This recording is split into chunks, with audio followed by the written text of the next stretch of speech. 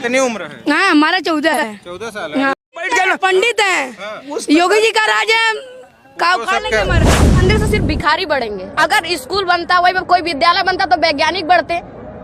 माँ बाप से अब स्कूल जाएंगे पढ़ेंगे तब कि भगवान हमको ज्ञान ला कर देंगे। उम्र है आपकी? भगवान हमको सर 13 साल। 13 साल में इतना ज्ञान काहे ले लिए भैया? सर स्कूल गए तब से ले लिए ना। अच्छा, और मंदिर जाते तो क्या हो जाते? मंदिर जाते तो हम वही फिर मांगना पड़ता हमको, भैया दे दो हमको, इधर दे दो भैया, 2 रुपए दे दो, 4 रुपए दे दो, यही मांगना पड़ता।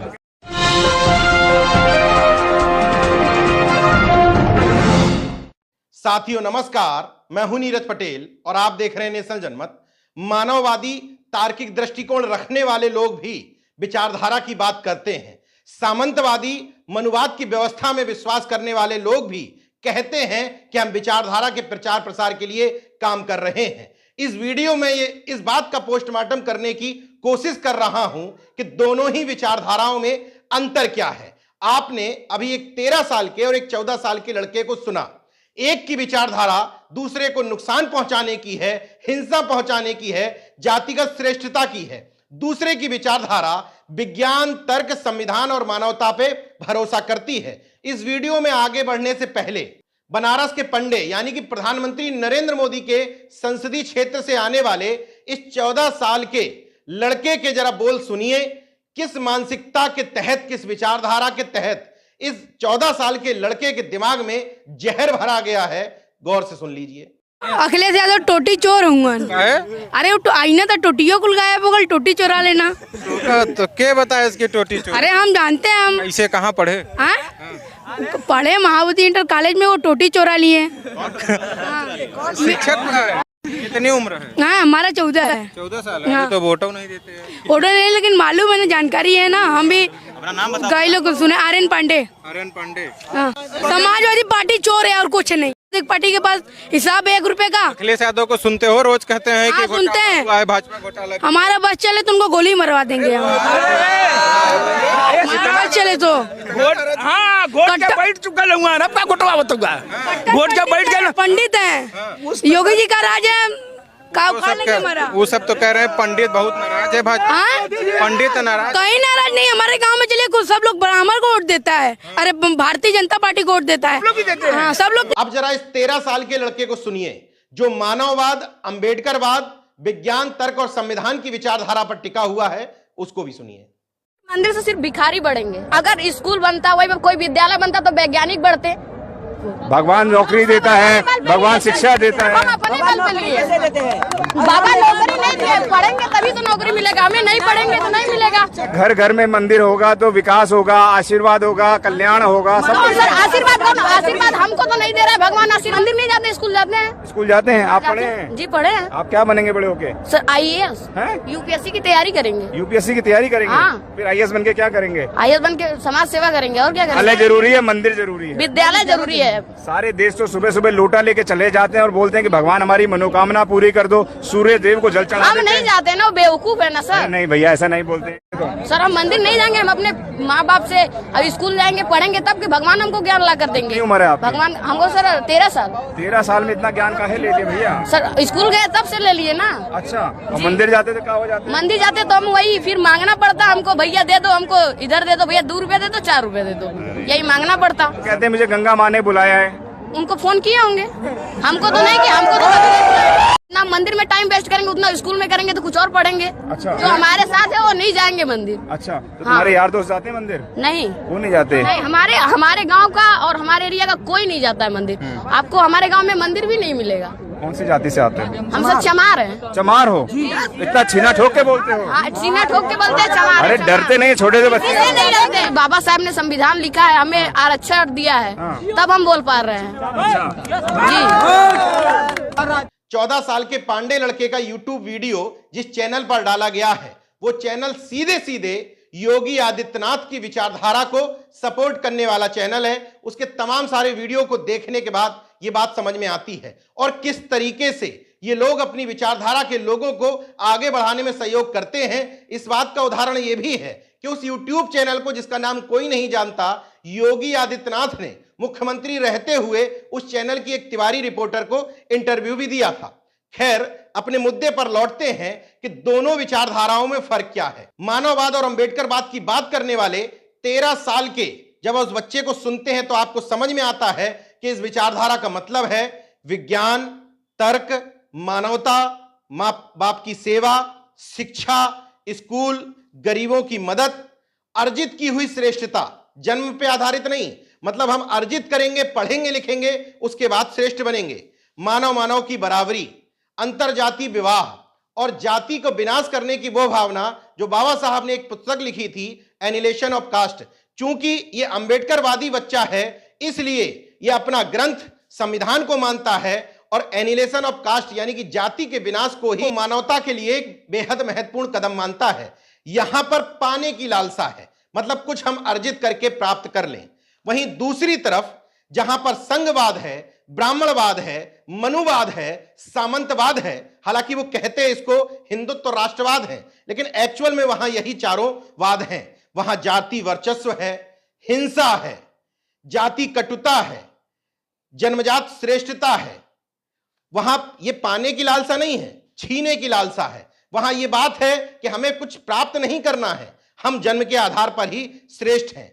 झूठ है, सामंतवाद है, अंधविश्वास है, दकियानुसी बातें हैं, पाखंड है, ढोंग है। वहां संविधान को मानने वाले लोग हैं, यहां धर्म ग्रंथों को मानने वाले लोग हैं।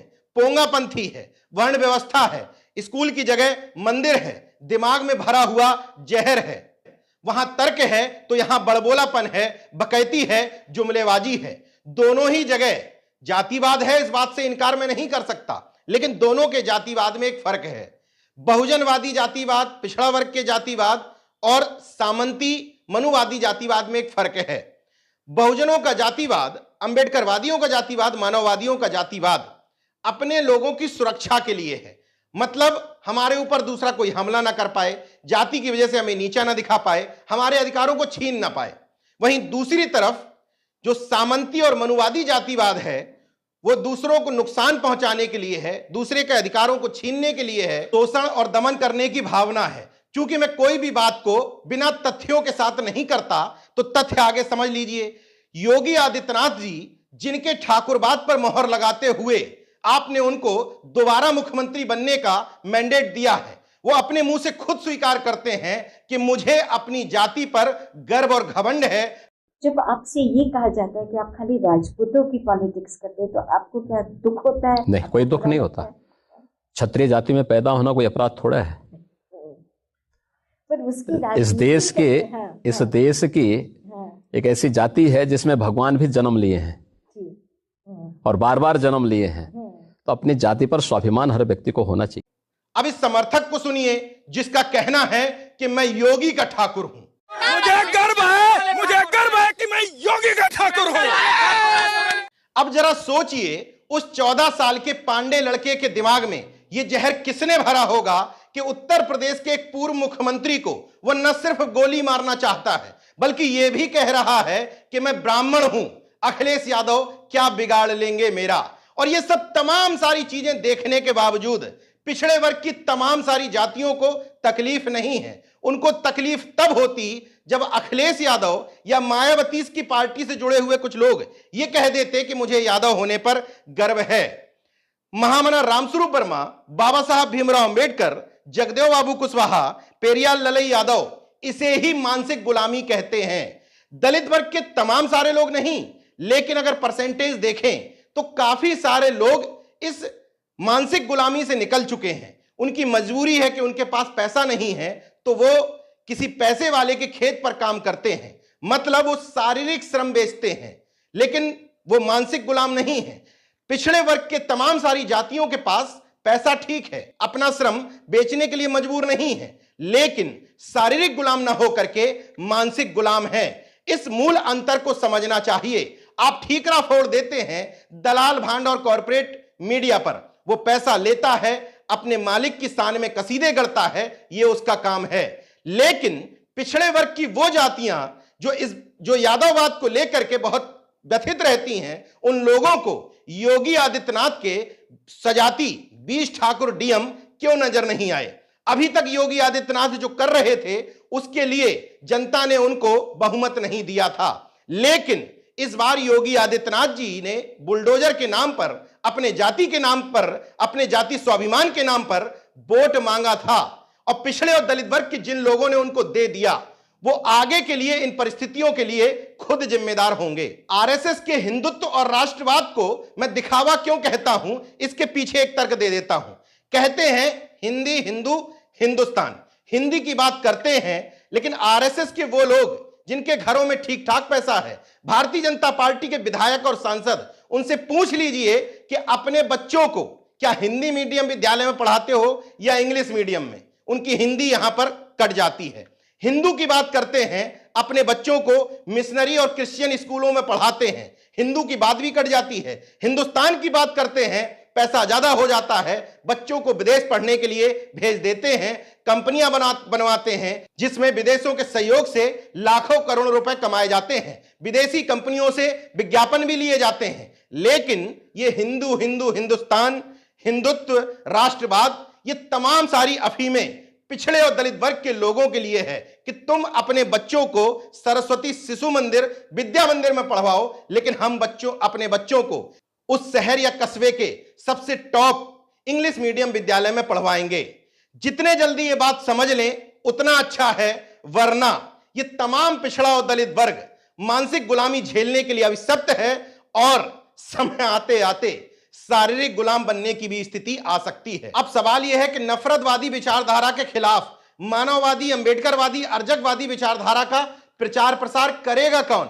मौजूदा स्थापित दलों में उत्तर भारत में कोई भी दल ऐसा नहीं रह गया है जो ठोक करके इस विचारधारा के प्रचार प्रसार की जिम्मेदारी लेता हो।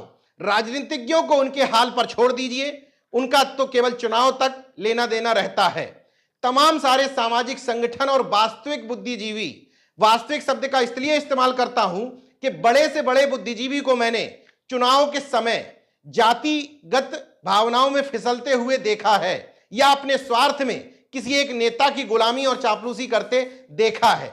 किसी भी तरह के नेताओं के भक्त कभी सामाजिक आंदोलन और विचारधारा की लड़ाई नहीं लड़ सकते। इसलिए इस लड़ाई को लड़ने के लिए स्वार्थ से दूर रहने वाले लोग जो महापुरुषों की विचारधारा, मानववाद पर चलने के लिए लोगों को प्रेरित करें, गांव-गांव मीटिंग करें, कैडर लगाएं, और अगर किसी राजनीतिक दल को यह बात समझ में आती है कि पूरा स्पेस खाली पड़ा हुआ है तो उसकी भरपाई करने का काम करें, चाहे उत्तर प्रदेश में अखिलेश यादव हो या चंद्रशेखर आजाद। अब इन दोनों की तरफ ही तमाम सारे लोग हसरत भरी नजरों से देख रहे हैं। जो विचारधारा की लड़ाई ज्यादा बेहतर ढंग से लड़ लेगा उसके पास ये पूरा कैडर वोट एक मुश्त संगठित हो जाएगा। देखते रहिए नेशन जनमत, जागरूक और सजग बने रहिए। जय विज्ञान, जय संविधान, जय लोकतंत्र। धन्यवाद।